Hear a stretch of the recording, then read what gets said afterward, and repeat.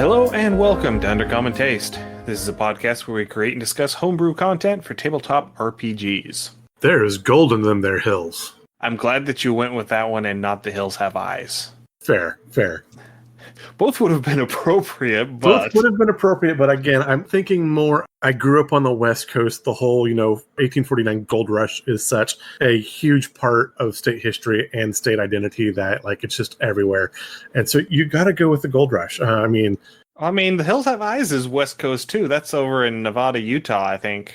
Yeah, but it's not as big of the identity that I grew up with as the state and the region. So, but yes. Anyway, I'm Ian Woodworth. I'm joined by my co-host James Daly. And today we're going straight into the tangents. That's right. Today we're going to be continuing our biome series. And today we are going to be talking about foothills, the hilly lands between the flat and the mountain. Right, so these are going to be lower. They're not going to be high altitude, not super high altitude, but probably within, 1,000 to 1,500 feet above sea level. I have not looked up the actual height limit for a foothill. Probably should have done that before. But again, about 1,500 foot above sea level sounds about correct for foothills. They're not going to be rocky. They're not going to be craggy.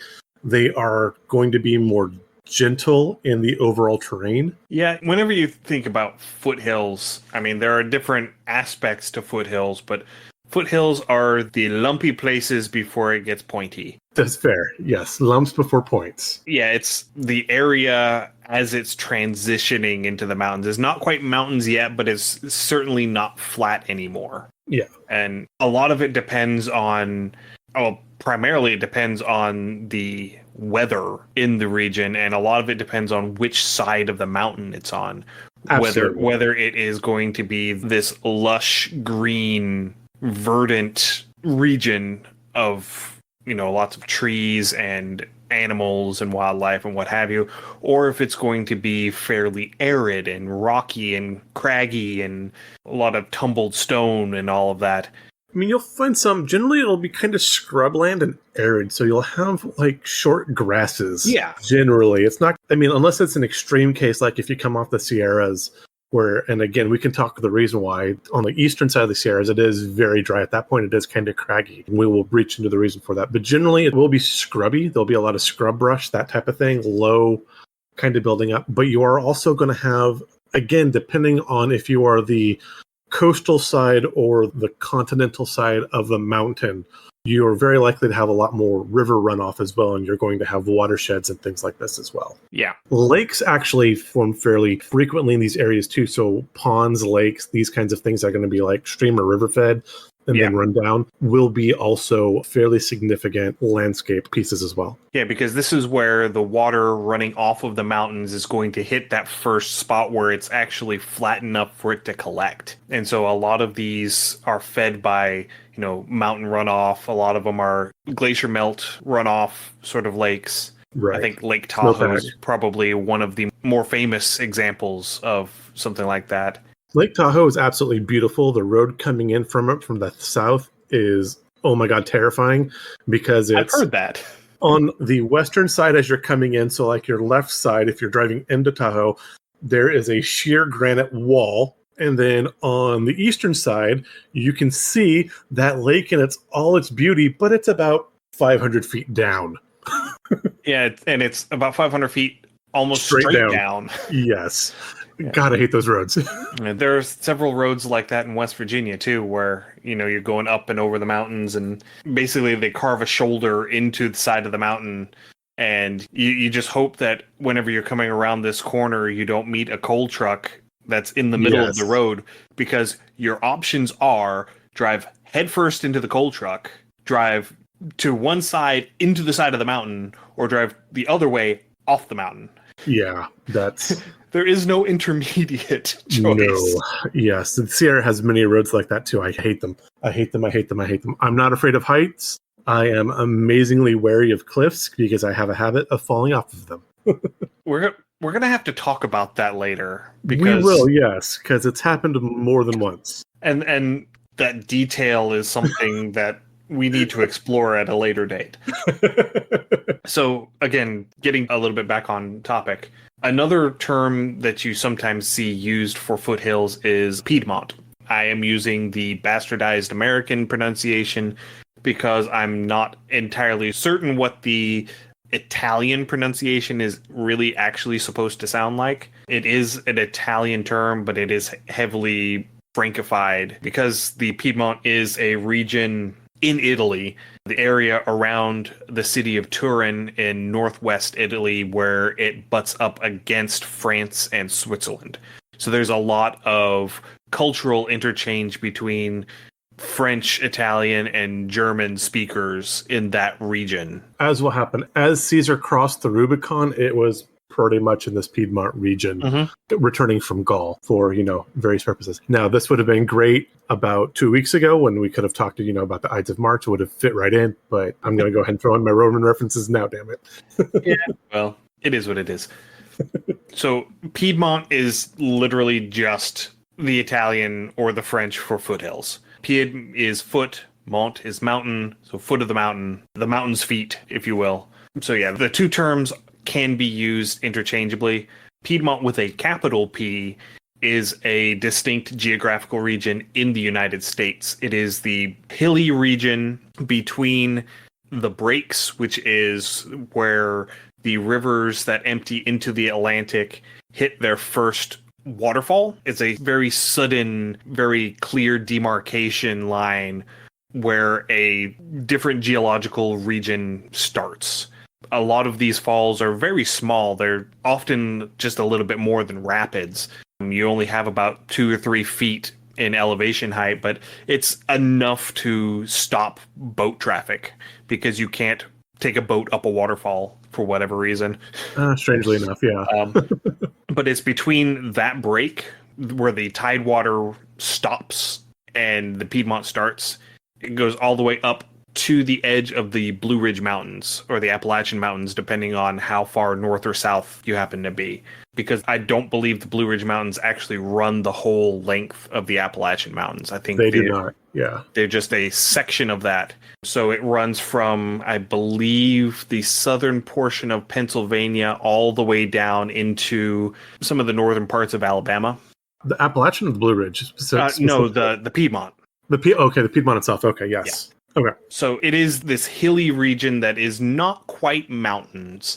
It isn't the Appalachian Mountains. You haven't hit the mountains yet. Right. But it is decidedly no longer flat. Yes. And with this, you can do a lot of fun things with this kind of terrain because elevation more and more does become an option. So if you're not playing on a purely flat map, if you've got like some Warhammer terrain or stuff like that, and you want to give that terrain feel to your players, you could very easily like sculpt some foam or even just kind of lump up some paper and have a thing. But again, it is going to be hilly, so you are going to have these short rises and valleys and dips as well as other things. Again, it's not a nice flat surface. And so if you want to use this for adventure, or if your party is trying to hide or evade, using these hills to kind of try to stay a hill or two on the other side of whatever is pursuing them is not a terrible idea. Not having them highlighted on the crest of a hill, I mean, if your party wants to do that, would make them easier to be seen. And if you wanted to get really tactical, if they're on top of the hill, then maybe roll stealth with disadvantage. But if they're just on the other side or just below the top of the hill, where it would be harder, maybe give them advantage on stealth checks because the way the line of scenery breaks. And whenever we get into this region, you do have peaks and valleys, but the elevation difference between your peak and your valley may only be 50, 80, 100 feet.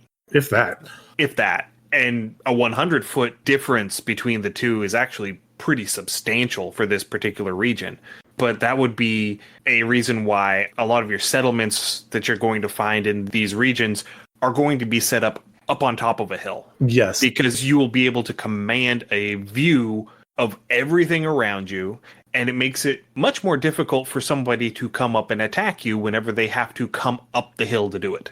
Yes. Now, that said, these foothills or these Piedmont regions tend to be butted right against mountains, and mountains themselves are these wonderful natural barriers for political boundaries. And so if you have cities, city-states, or full nations, those mountains are your transition points. Generally Yes. like, hey, your border, my border, we're going to just draw a line across the peak of this mountain range, which means those foothills are where your first line of defense and outposts are going to be found. And so you will find a lot of fort settlements in these areas. And as Ian said, because you do have that difference in terrain, they are going to be up on hills where they can look up, out, and down. That said, an invading force is also going to use these same things, because if they can get just over the mountains, that is the nearest point where they can set up maybe like a scout tower or a spy encampment, so they can see out and watch troop movements, trade, that kind of thing as well. Yeah, and depending on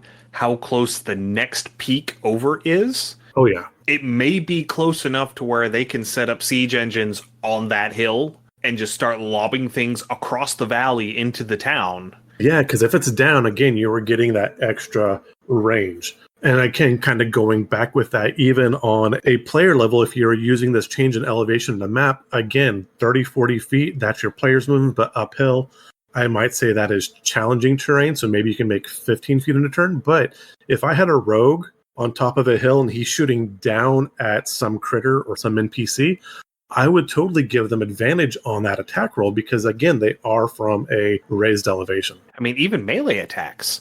Yeah. Making melee attacks down a steep hill at somebody trying to come up the hill. The person on the uphill side would have advantage on all of that, and the person on the downhill side would have disadvantage on all of that. As Anakin suddenly learned. Give it up, I have the high ground.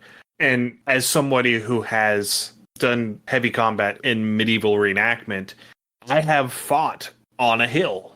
Yeah. I have fought down a hill, and I have fought up a hill. And boy, howdy. It makes a difference. It makes a huge difference. It does. Now, again, too, where I, too, have done the same, Ian and I are in the same reenactment group, being taller also offers definitely a bit of advantage, because you are raining down blows upon the person's head versus trying to lunge up at them. I am sorry, my dear halflings, but yeah. And a lot of these settlements, because a lot of rivers are going to have their headwaters in the foothills, if they're not specifically runoff streams from in the mountains themselves, a lot of them are going to be coming from aquifers, from springs that are going to be popping up here in the foothills, where the water table that is under the mountain has reached out and has finally hit the spot where the ground above it stops being above it. Yes. And so it's going to start bubbling up out of the ground, and a lot of towns are going to set up around these aquifers, because that is a secure source of water within your town that you don't have to worry about an invading force cutting you off from. Absolutely. And again, depending on if you are on the coastal side where you're going to have more water runoff, these will be important, but not as if you're on the continental side where water will be more scarce. Again, depending on the height and severity of your mountains, these aquifers, these natural spring headwaters, can become sacred sites as well. And so again, finding these to be the point of a small town or a religious sect, either a monastery, a druid's grove, something like that, absolutely. Even if you are on, again, the coastal side of this mountain range where this water is flowing down, if the town's not there, if you have like a large city that's more towards the coast, you'll probably start seeing things like aqueducts as well, where they can transport and carry this water. Yeah, if the river itself does not flow directly to that town, yeah. Yeah. The other thing I would very easily see if you are transversing and traveling and exploring this foothill Piedmont region, again, more on the coastal side, but where you do have this river runoff, you are going to find your foundries, your forges, your mills, because they are absolutely going to use that water for water wheels, grinding, and power generation. And it's also because you're close to, relatively speaking, both the coastal region and the mountain region, you have relatively easy access to the resources of both. Yes. And so it makes sense that the ore is going to start in the mountains where it's being mined out, and it's going to be, carted out to this town where it's going to be processed, and then it's going to be loaded into carts or barges or what have you and shipped down river to the coast. Right. And so, again, while our first episode on this was urban environments, this might not be a full large city, but definitely a bustling and growing community, especially if they are well placed between a water source, a natural resource, be it wood, mineral, whatever, magical potentially, and a city, and doubly so if it is on a trade route that borders a neighboring political entity. Yes. Now, James has brought up a few times talking about which side of the mountain affecting different aspects of what the terrain is going to look like. This is something that has to do with the weather. It's meteorological, and it is something that you can see especially prominently in the Pacific Northwest, along the Cascades. So what happens is the water-laden air coming off of the Pacific hits the Cascades, and as it goes up the side of the mountain, it cools, which causes all of the precipitation to drop out of it. So on the windward side, on the side that the wind is blowing into, that's where you get a lot of rain. That's why Seattle is one of the rainiest cities in the world, because it's on the windward side of the Cascades. However, you get across the Cascades, on the other side, it's very dry. Yes. And a lot of people don't realize just how dry most of the state of Oregon is. Yes. Because I had a friend in high school, her family moved from, I can't remember if it was Oregon or Washington, but they were just on the leeward side of the Cascades. And She was explaining to me that, it's almost desert up there. It's not quite desert. They get just enough rain to avoid the desert label that far north. Right. I think it's mostly because of the snow that they get in the winter, but they are just north of the Great Basin Desert when you get up there. Yeah, and so meteorologically, this is something that's known as a rain shadow. And where I grew up, again, in Central California, you had the coastal mountain range, and where I grew up was classified as a desert because of this. And then you could drive another hour east and you came up onto the Sierra Nevadas. And again, what little water did make it over the coastal mountain range got dumped into the Sierras. And so for the valley and the San Joaquin Valley, most of the water came through from snowpack and mountain runoff. The other big thing, again, depending on which side of the mountain range you are, especially if you're looking at something like the Rocky Mountains, is you do have the Continental Divide, and you do have what we call watersheds, and where the water is going to run off in certain directions headed to lower elevations and eventually to the oceans and seas from the mountains. And again, for North America, that Continental Divide does run straight through the Rocky Mountains. So west of one side, all the waters run west. East of one side, the waters run east. But generally, even on your higher mountain ranges, the water tends to flow more towards the ocean outlets. Yeah, everything falling east of the divide in the Rockies ends up eventually emptying into the Gulf of Mexico. Yeah. Whereas everything to the west ends up eventually making it to the Pacific if the Californians don't use it all first. Yes. Well, I mean, we are thirsty folk.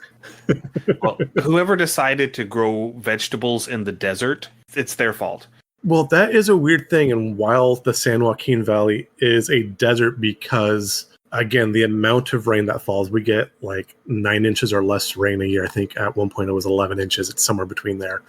You do get a lot of that runoff off the Sierras, and the Sierras are quite high. So before the 1920s and 30s, and they started damming up all of these rivers for the river runoff, there was a huge inland lake called the Tule Lake that ran from Bakersfield, which is about 2 or 3 hours north of Los Angeles, to San Francisco. And people would take riverboats up this valley on this Tule Lake. Again, they dammed up all the rivers for energy production, different things, and also to dry out the basin because, damn, that's some good soil down there.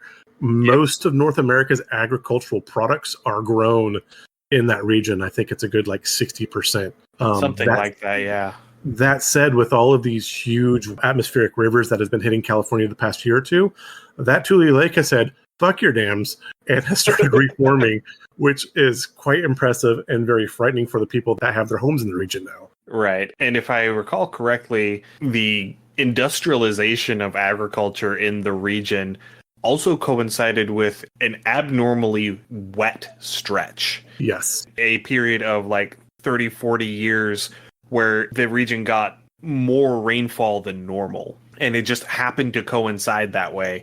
And since that period ended, it's created a lot of problems because the agriculture needs a lot of water to grow the crops.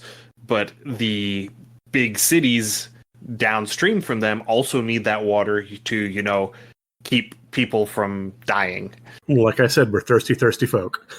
But anyway, that's enough of politics for right that now. water politics become very interesting. And I mean, honestly, if you want to run this in one of your campaigns, even if you're a fan of like the Dune movies, again, water politics is very important there. Oh, yes. And again, water is absolutely a natural resource. And that might be an episode arc we tackle later, is how to use natural resources in your campaign. But for now, foothills. And just real quick before we move on, the foothills region would be the epicenter for that conflict. Oh, absolutely. Because yes. this is where you control that water whenever the streams are still small enough to where you can control them.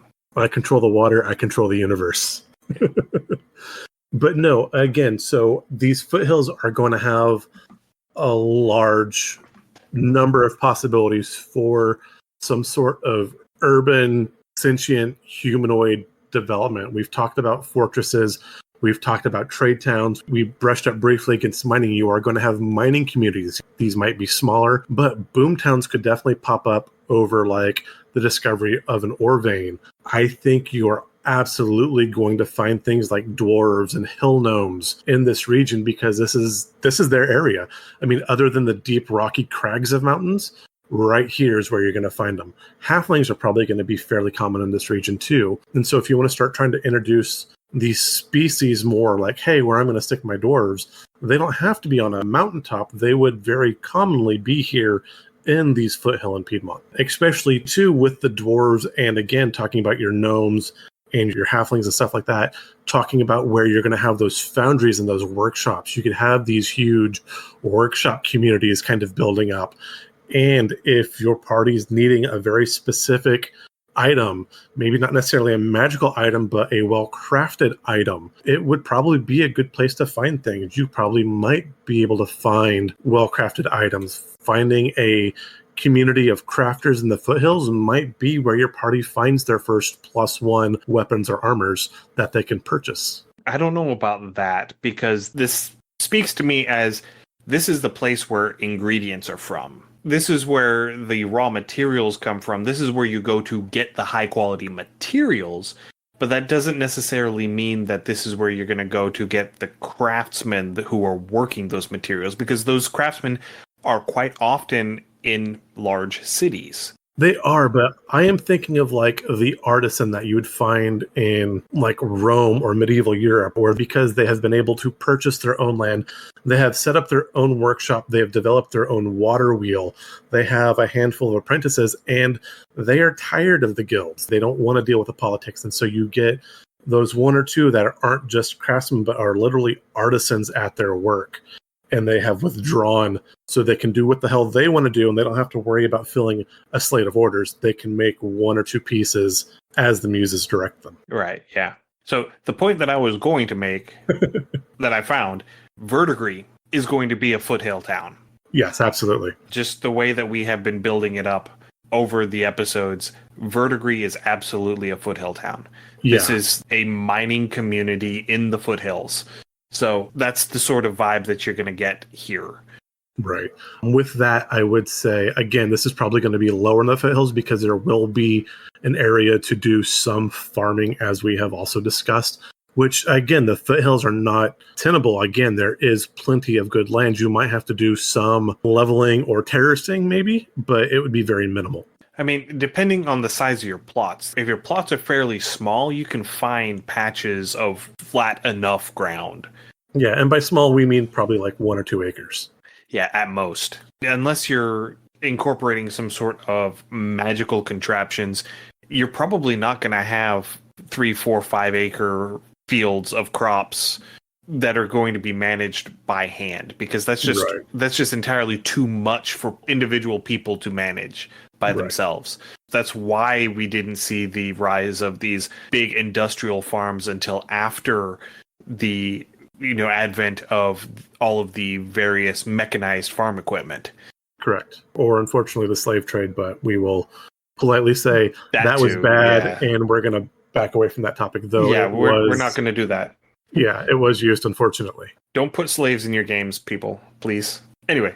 Yeah. Moving on. Again, we'll tackle that one later. So, one of the things that is a great draw to a lot of foothills regions is that they are largely protected from most natural phenomena. You don't tend to have hurricanes hit you whenever you're in the foothills like you do on the coast. You don't have avalanches like you do in the mountains. You don't tend to have major flooding or huge windstorms or earthquakes or the other various forms of natural disasters that you see in different parts of the world. That's not to say that they are completely immune to these. There are examples that are exceptions to these rules. Yes, but they are far less frequent. Yes. One example, large chunks of Afghanistan would be considered a foothill region to the Hindu Kush Mountains. It is very seismically active. There are lots of earthquakes in that region because that whole mountain range is very seismically active. It's a very young mountain range that is still growing. Right.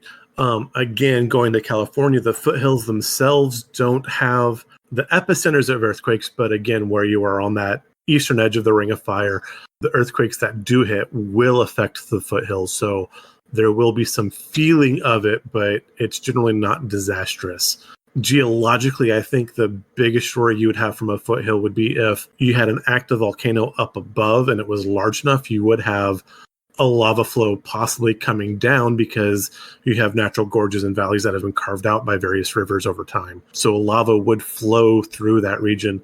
But I think geologically, a lava flow would probably be the most dangerous thing you would encounter geologically wise. Yeah, I think once you're in the foothills, unless you are really close to that volcano, like within 3 or 4 miles of that volcano, I think the most dangerous thing that you're going to have to deal with is that ash. Ash, fair. That is a fair point. But especially in arid foothills, in the drier regions, you're not going to have as much of the traditional slow flooding, but flash floods are absolutely going to be a thing. Oh, yeah, absolutely. Because flash floods are such innocuous things, you don't expect it until it happens. I mean, you might see a rainstorm off in the distance, and then all of a sudden, the valley bottom has 12 feet of water in it. Yeah. I think that would be a fun scenario to set up. Now, again, we had kind of we didn't pre-select, but we kind of brainstormed some ideas for our D12 for randoms encounters. And a flash flood, while not on our list, would definitely fit. And with this, I mean, if you were doing weather checks for your party or even just had, as a scenario come up that your party has reached a community or something, and maybe they're in the tavern and the old mining coot, is complaining about his knees hurting, or maybe they just know, hey, you might want to hang in, the weather's going to be bad. If your party decides to ignore that advice and it starts raining, okay, and then if you roll a couple other dice and those dice turn as foul as they possibly can, it wouldn't be unheard of to all of a sudden a torrent of water comes gushing down the hill. And it would kind of almost be like having a dam break or a dike break for your party just because they're there, and then suddenly fast moving wall of water or sudden floodplain in front of you. And honestly, to keep your players on their toes, to see how they think, how they react, that is a good possibility. And another thing that we run into with foothills is sinkholes. Yeah. Sinkholes are very common in these sort of geological regions because, this is where all of the bedrock is starting to break down into soil. And so you have a lot of leaching of the groundwater. You have the aquifers that are, filling and receding depending on, how the water happens to be moving. And so it's not at all uncommon for a especially whenever you have industry in the region, pumping water out or pumping things into the ground. So if you had a mining community and they mine into an aquifer and they start pumping all that water out, well, that water was holding up the ground. Yes, if you ever played Because Dwarf Fortress, water is not compressible. right?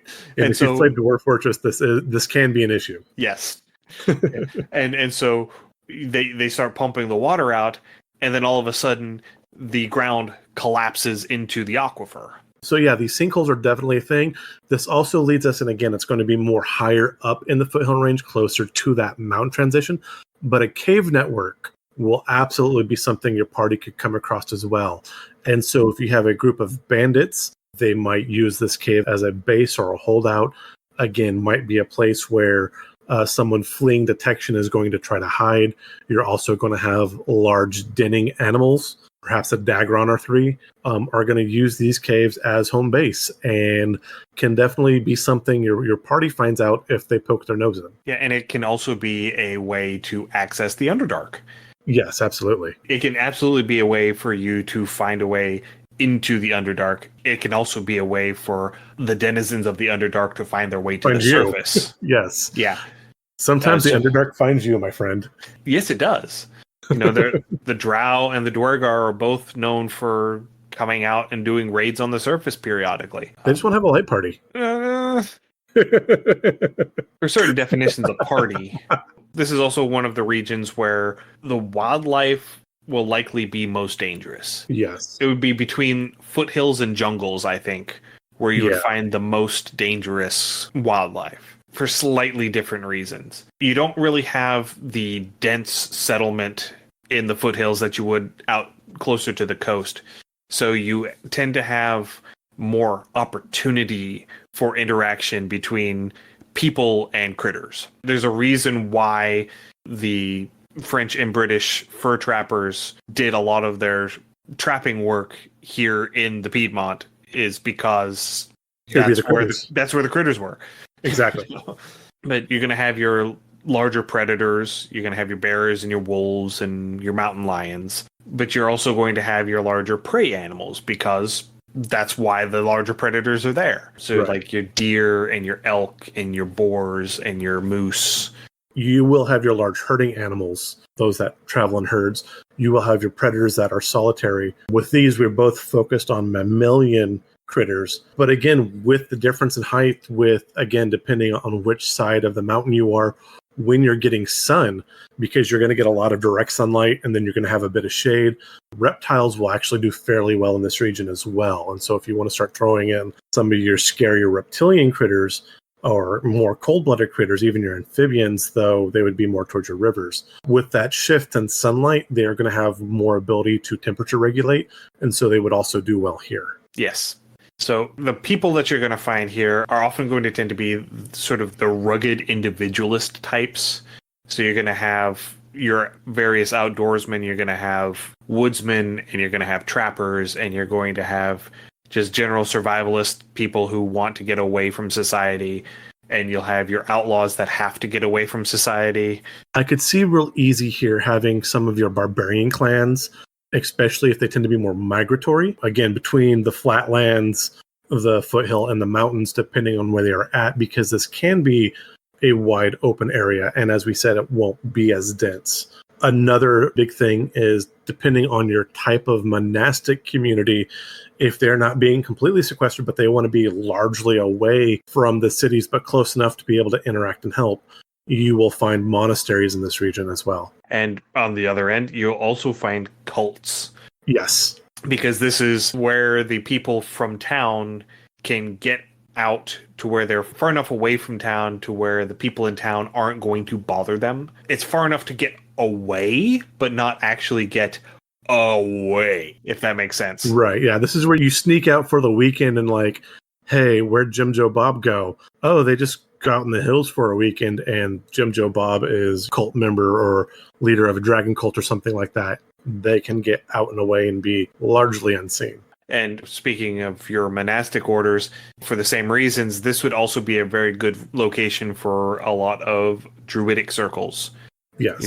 Druid enclaves would be largely in these regions, because you do tend to have large forested areas in the foothills, depending on the amount of rain that you get.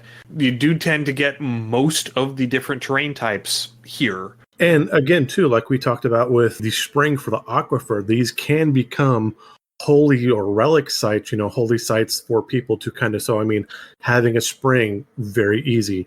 If where Ian talked about, this is where the bedrock kind of breaks down and becomes soil. So if there was previously a landslide, so maybe there is a outcropping of a very specialized type of rock or something, like maybe there was a outcropping of lapis lazuli, which is this bright blue rock where all of it's thin, then now you'd have a blue rock cult that would form here. Or if this is the first large grove of ancient trees because you had salt plains beneath that and the mountains going up, this grove of trees would absolutely become the focus of a druidic circle. So these natural incidents would be not sparse, but they would be rare enough that they would absolutely draw people to them. All right. We've hinted at getting into our D12 list like we have for our last two biomes. Let's go ahead and talk a little bit about that list. Okay. I think that we have finally reached a biome where the balance is there between a wilderness sort of wildlife encounter, an encounter with people, and an encounter with the nature itself. Yeah, these foothills are very much your generalist range. Kind of anything can happen, everything can happen. Right. Because there's so much variation to what you can have at the foot of the mountain. If it's wet, you can have swamps, you can have forests, you can have lakes. If it's dry, you can have arid deserts, you can have scrublands. It runs the gamut. Right. It's not flat enough to establish a large, like capital type city, but you could definitely have some bustling communities, especially again, if there's trade routes, political routes, some sort of natural resource that has been discovered nearby. People are absolutely going to be drawn to these regions. Just likewise, if there is a culturally or religiously significant site nearby as well, people will be drawn to that too, as we discussed. So going into this, I think we're going to have a fairly even divide between those three groups for the bulk of this D12 table. I'm good with that. I'm going to say that 1 to 3 is going to be sort of your wildlife encounters. So that could be big prey animals. So your deer, moose, elk, boars, various other... I had trouble finding good fantasy-ish creatures for this. Because a lot of the D&D monsters, if you're going to take the time to make a fantasy critter, you're going to take the time to make it in a way that is going to be interesting to fight, because that's why you're making it. No, I totally get that. But you're also going to have your big predators, so your mountain lions, your bears, your wolves, going into some of the more fantastical stuff, displacer beasts, onkegs, rocks. Yeah, absolutely. We did largely skip the avians, but again, some large avians, especially some scavenging avians, would do quite well. That said, going back with the predators, and while we don't have a whole lot in the way of fantasy, if a DM played like a mountain lion properly and had this mountain lion stalk the party, that would be absolutely terrifying. Because again, that's what they do. Yeah, they do. So you have this large, maybe 1 or 2 stealthy predators, and they are waiting for someone to lag behind just enough to use stealth. I would absolutely give them some form of sneak attack. And so if your halfling gets pounced by a mountain lion, it could easily pounce it and start carrying it off and would be 20, 30 feet away before the party could even react. Yeah, because that mountain lion is twice the size of that halfling. Yeah. No, that would be, everyone wants to think, okay, a pack of wolves. Again, played well, frightening. Bear, terrifying, but large predatory cat makes my blood run cold. And especially if you wanted to get real sinister about it, this could be an adult mountain lion and it's 2 almost adult cubs. Oh, yeah. And it's teaching them how to hunt. Yes. And it's teaching them how to stalk. So the party may end up seeing one of the younger ones in all of this, and they might know that there's a mountain lion following them, but they think there's one mountain lion following them. And when they make their move, suddenly there's 3 of them. It would be like that scene from Jurassic Park. Yeah, clever girl. Yes. That said, another critter that definitely a fantasy critter that has gotten a bit of fame, the owlbear would absolutely be found here in this Piedmont region as well. And if you want to throw an owlbear at your party, now is the time. Yeah, most of your chimeric creatures can be found here. So like Yeah. manticores, wyverns, yes. chimera, all of those amalgam creatures. Oh, yes. This is a place to put them. I love my chimeras. They make me happy. Because, again, talking about secluded areas, this is where a powerful wizard is going to want to put their wizard tower because they are going to be close enough to town that they can go and get supplies if they need something, but they're far enough away to where nobody is going to interfere with their experiments. That's the perfect place. I love it. And two, with this, because these foothills are on a great transition. You transition from the mountain to the Piedmont and from the Piedmont to the flat coastal range. And so even if you had a non-magical chimeric creature of some sort, again, you do have those three regions kind of melding. Again, very prone for chimeric creatures. So great idea, Ian. And then finally, talking about dragons. Dagrons. Because, again, you're talking about a region that is not densely populated with people. So this is where dragons are going to want to lair up. So the two big ones that you're going to find here are going to be reds and coppers. They like the mountains and the foothills around them. Coppers tend to keep more towards the foothills. Reds tend to keep more towards the mountains, but they'll both be found here. And then depending on what type of foothills you've got, if it's a more wooded, more verdant foothills, green dragons are absolutely going to find spots here. Oh, yeah. If you're on more of an arid side and you have sort of a rocky desert sort of feel going on, brass dragons and blue dragons are going to be layering up there. Absolutely. The other thing, too, is we talked about the wildlife. Yes, we do have the large herbivores, but they are large herding herbivores. And then, too, as you come down off, you're going to have these communities that are probably going to have cattle, sheep, other livestock, and definitely more so in the city. So for a dragon to swoop over and grab a snack would be readily available for them as well. All right, moving on to the next group, so 4 to 6. These are going to be your more humanoid encounters. So giants and giantkin. I completely ignored these two, and I feel terrible for it. Absolutely, you're going to find hill giants in the hills. Holy crap, Hill giants, you're going to find Etten, you're going to find Cyclops, you're going to find all of these furbolgs. Furbolgs, for the longest time until 5e, were a giantkin. You know, in the mythology stories, they are a giantkin. So they would be here. You're also going to find your various quote-unquote monstrous humanoid races. So your goblinoids, your kobolds, your orcs, your gnolls. They're all going to be traditionally in these sorts of regions.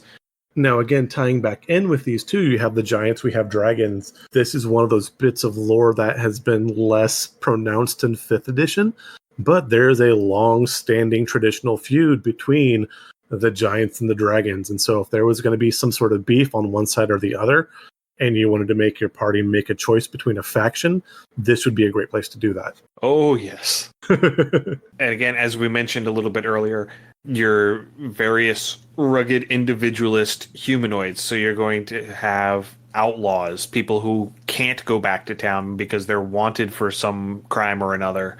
You're going to have prospectors who are out here looking for different resources. You're going to have your survivalists, who are people who are just fed up with the town and want to go and live their life out in the woods. You're going to have trappers and woodsmen and druids and all of those sorts of people.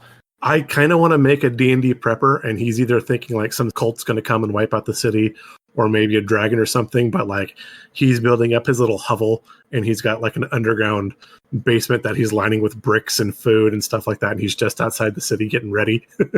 Yeah, and I want to say that they're like, I don't know what class I would make them. I don't want to make them a ranger. I wouldn't want to make them a ranger. I could see them. I want to make them think that they're a ranger. They're a bard. And they're a lore bard, but all of their lore is bonked. Yes. Yes. That is one of my favorite story tropes is having an unreliable narrator. So having a lore bar and like all of his lore is conspiracy theory. I didn't make this character. I am for this. You have your character for in case Bloop dies. Okay, done and done. I love it. The last point, you're going to have monastic orders going to be setting up monasteries out here. You're going to have military outposts out here. You're going to have company towns because you're going to have towns that are going to be springing up in regions where a certain natural resource is abundant. So you're going to have towns for logging. You're going to have towns for mining. You're going to have towns for panning gold in the river. You're going to have all of these different smaller company towns where everybody in this town is involved in the production of this one good in some way, shape, or form. Absolutely.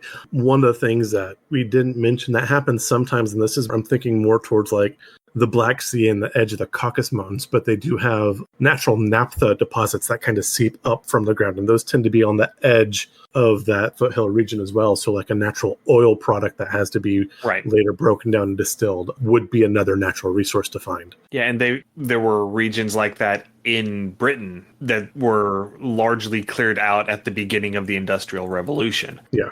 Moving on to the next chunk, 7 to 9, this would be your natural terrain sort of obstacles. So this would be like your steep-sided rivers that we were talking about last time. You're walking along and then all of a sudden the stream that you've been following found a particularly soft spot in this one hill and it cut through the middle of it. And so now you've got this very steep-sided pathway that you have to figure out, are we going to risk going through it or are we going to go around it?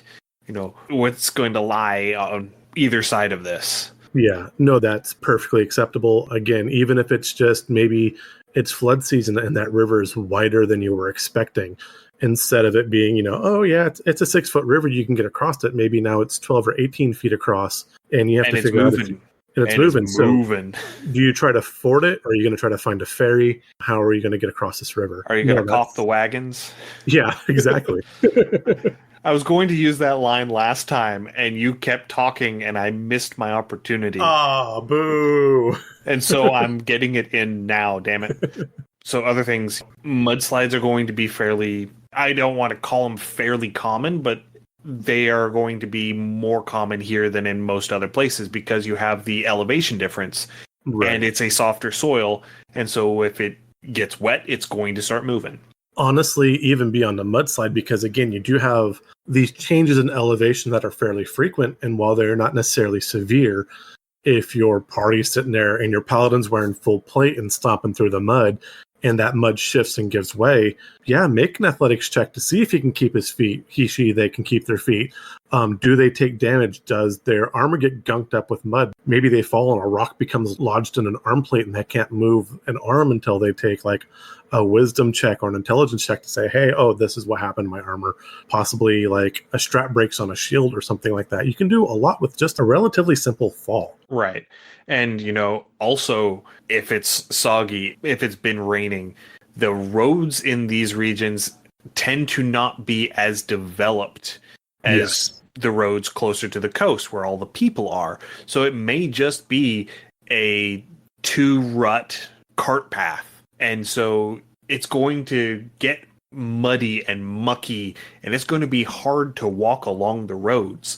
And so you're going to have a hard time. It's going to be difficult terrain. You're going to be going slow. It's going to be especially hard for those characters who are wearing medium or heavy armor because it's just that much more difficult.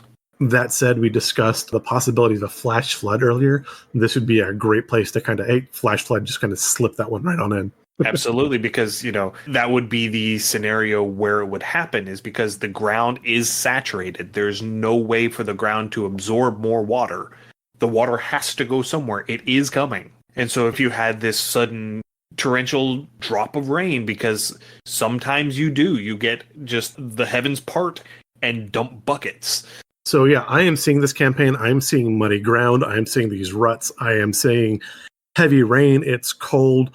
My character's socks are wet. I am miserable in this campaign. Like this session, my character is not happy. Yeah. I mean, there's a reason why rain and mud have stopped armies in history. Absolutely. It's because it's a pain to try and get through. And it's miserable and nobody likes it. Yeah, and it breeds illness and disease and all the different fungal infections and all of those sorts of things. It's just not fun at Right. all.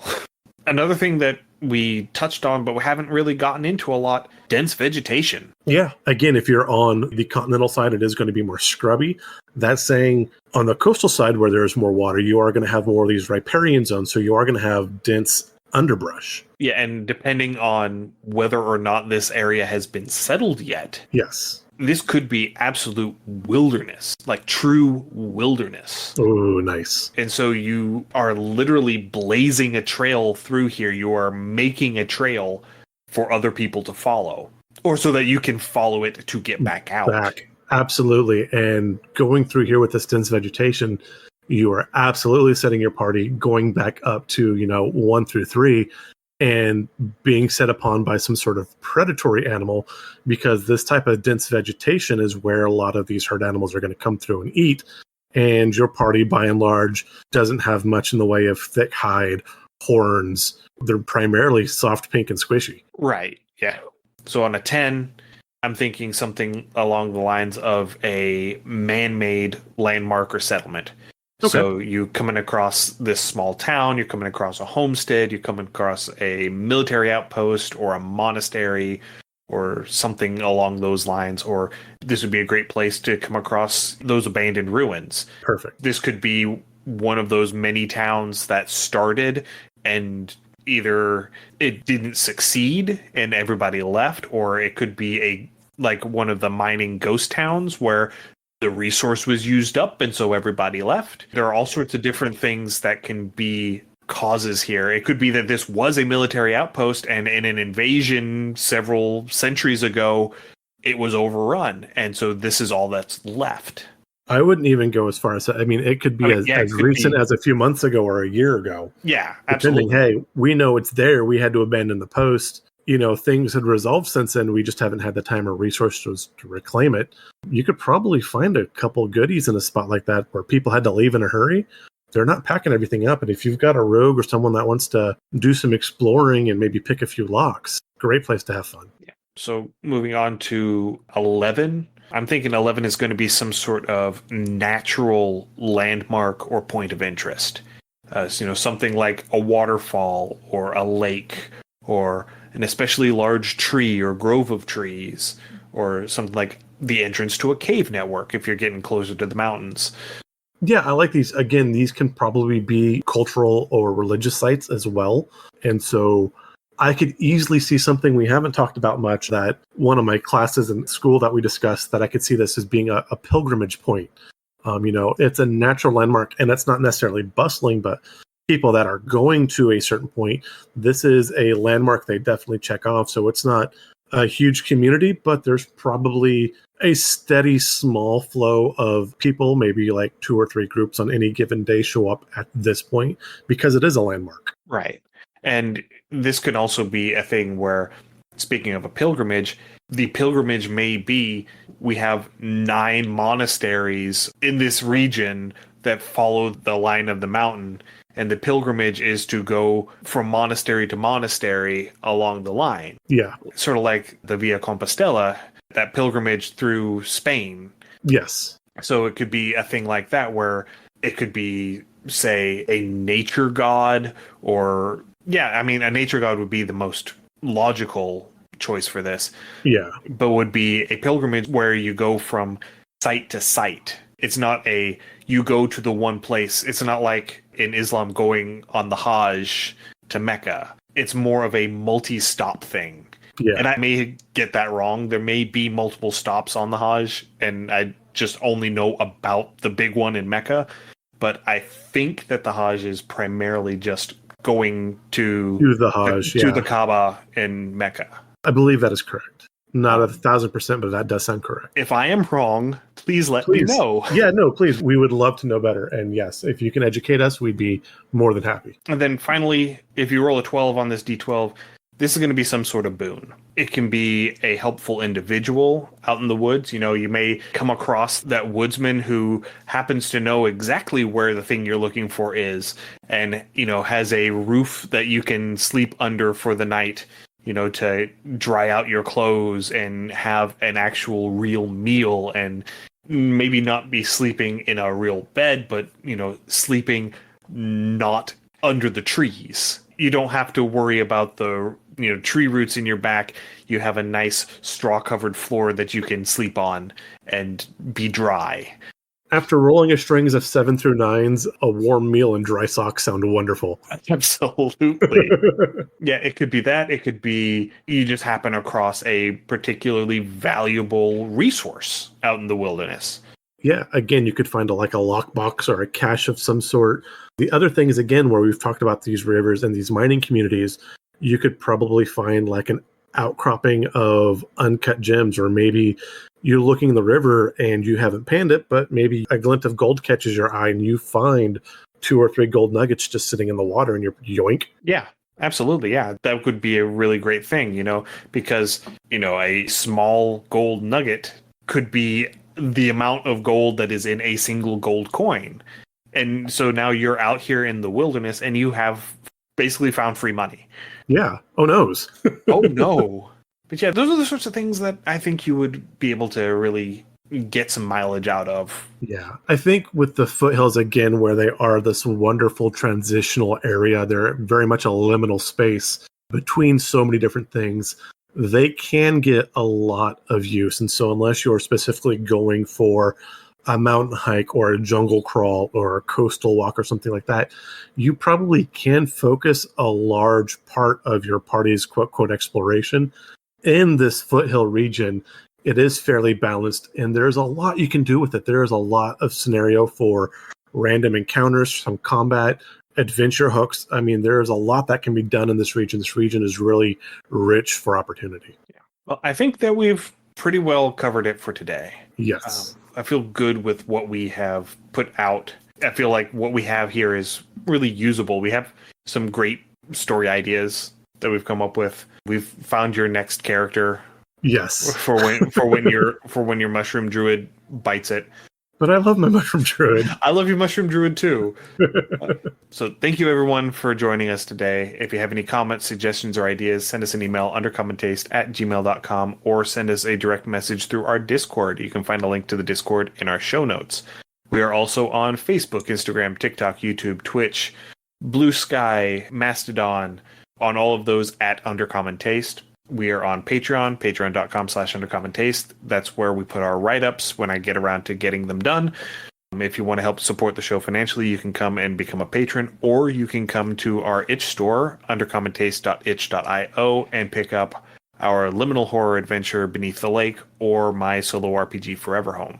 If this is your first time listening to us, welcome. We're so glad you found us. You can find us wherever you find your podcasts. We're on Apple, iHeartRadio, Spotify, Google. We're kind of everywhere. Please give us a rate and review. This lets us know what you want to hear more of and increases our visibility. If you've enjoyed this particular episode, you can go back and find our other episodes where we have tackled other biomes, including urban and coastal regions as well. We will be continuing with the series for a bit more. So if you want to know how to use these biomes in your campaign cities, come along and follow with us. Next episode, we are going to be having a returning guest. Eco from the Lost Bay is going to be coming back to talk with us again. The Lost Bay game has finally come out on Kickstarter. They have been just blowing through stretch goals. It has been a massive success. And congratulations to Eco and that whole team. Eco's going to be coming on to talk a little bit about the game now that it's been released, and talking about some of the community that has been building up around the game, because there are lots of third-party adventures and third-party content that are being developed for the game, and it's turning into just an amazing environment for innovation and creativity. And I'm on the Lost Bay Discord server, and I love seeing the stuff that just keeps coming in, where everybody is coming in and saying, hey, I made this thing and it just looks amazing.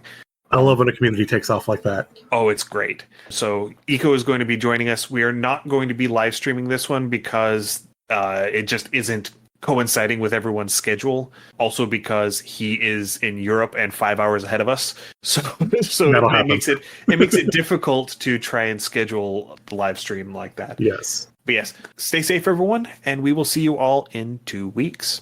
Happy gaming. Thanks for joining us for another episode of Undercommon Taste. Our theme song is Massacre Ann, written and performed by Mary Kroll and used with permission. You can find Mary online at marykroll.bandcamp.com or on Patreon at patreon.com/Dr. Mary C. Kroll. Our logo is by David Sutherland. You can find more of David's work on deviantart.com/David Sutherland or on instagram.com/Willex_73. We'll be back in 2 weeks, so stay safe, and we'll see you then.